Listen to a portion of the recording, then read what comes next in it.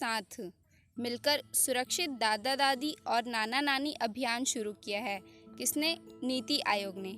Question पूछ सकता है कि सुरक्षित दादा दादी और नाना नानी अभियान किसने शुरू किया है? तो नीति आयोग ने। किसके साथ मिलकर? पीरामल फाउंडेशन के साथ मिलकर। अब नीति आयोग के बारे में थोड़ा सा देख लेते हैं। इसका फुल फॉर्म है national institutions for transforming India. National institutions for transforming India. और अभी इसके वाइस चेयरमैन है राजीव कुमार और सीईओ हैं अमिताभ कांत। इसका इस्टेब्लिशमेंट जो है 1 जनवरी 2015 को हुआ था। आई होप गाइस यहाँ तक आपको क्लियर होगा। नीति आयोग का अभियान है सुरक्षित दादा दादी और नाना नानी अभियान। नेक्स्ट देखते हैं।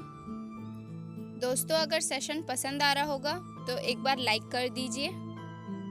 अगला है इराक के पूर्व खुफिया प्रमुख मुस्तफ़ा अल कदीमी इराक के नए प्रधानमंत्री बन गए हैं।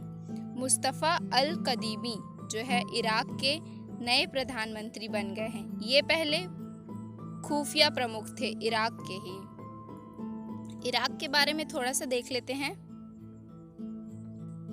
इराक का कैपिटल है बगदाद और करेंसी यहाँ दिनार चलती है। अगला न्यूज़ देखते हैं।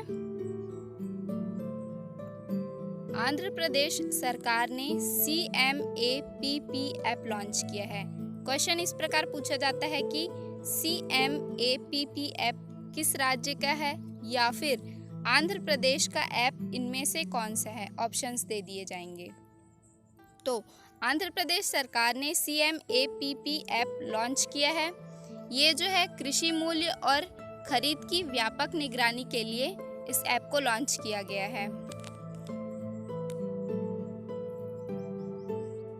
अभी अभी आंध्र प्रदेश गवर्नमेंट ने ही जगन्नाथ वस्ती देवेना योजना, पेंशन कनुका योजना, आरोग्य स्त्री योजना, मत्स्यकरा योजना, नाडू नेडू इंती वधकी पेंशन योजना, लॉ नेस्तम, नेथन्ना नेथम, अम्मा बोदी स्कीम, ये सभी अभी अभी लगभग 2-3 मंथ में ही आंध्र प्रदेश सरकार ने स्कीम निकाली है।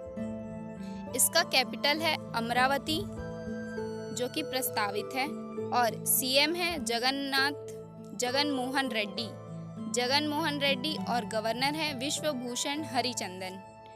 और याद रखिएगा दिशा बिल भी इसी राज्य का है, दिशा बिल। और हाँ, भाषा के आधार पर गठित होने वाली पहला राज्य है Andhra Pradesh. I hope guys यहाँ तक आपको क्लियर होगा। नेक्स्ट देखते हैं। भारत सरकार ने मेक्सिको को 2.50 मैट्रिक टन हाइड्रोक्सीक्लोरोक्वीन को मंजूरी दी है। भारत सरकार ने मेक्सिको को 2.50 मैट्रिक टन हाइड्रोक्सीक्लोरोक्वीन को मंजूरी दी है। अब मेक्सिको के बारे में थोड़ा सा देख लेते हैं। मैक्सिकन सिटी इसका कैपिटल है। पीसो यहाँ करेंसी चलती है और अभी यहाँ के राष्ट्रपति हैं AM लोपेज। हाइड्रोक्सीक्लोरोक्वीन ये जो है इंडिया ने अमेरिका, नेपाल, बांग्लादेश को भी दिया है और अब इस लिस्ट में मैक्सिको भी शामिल हो गया है। अगला देखते हैं। 7 मई को वैशाख दिवस के रूप में मनाया गया। 7 मई को वैशाख दिवस के रूप में मनाया गया। वैशाख बुद्ध पूर्णिमा का दिन है और गौतम बुद्ध के जन्मदिन को वैशाख दिवस के रूप में मनाया जाता है और इसी दिन गौतम बुद्ध को आत्मज्ञान की प्राप्ति हुई थी। यह दिन यूनाइटेड नेशंस के द्वारा बनाया जाता है, यूनाइटेड नेशंस के द्वारा। अब यूनाइटेड नेशंस से रिलेटेड कुछ फैक्ट देख लेते हैं। 24 अक्टूबर 1945 को इसका इस्टेब्लिशमेंट हुआ था, स्थापना, और हेडक्वार्टर है इसका न्यूयॉर्क जो है यूनाइटेड नेशंस का हेडक्वार्टर है और अभी इसके प्रेजेंट में 193 कंट्रीज मेंबर हैं और इसके हेड हैं एंटोनियो गुटरेस अभी यूनाइटेड नेशंस के हेड हैं। अब थोड़ा सा गौतम बुद्ध के बारे में जान लेते हैं। इनका जन्म 563 BC में हुआ था।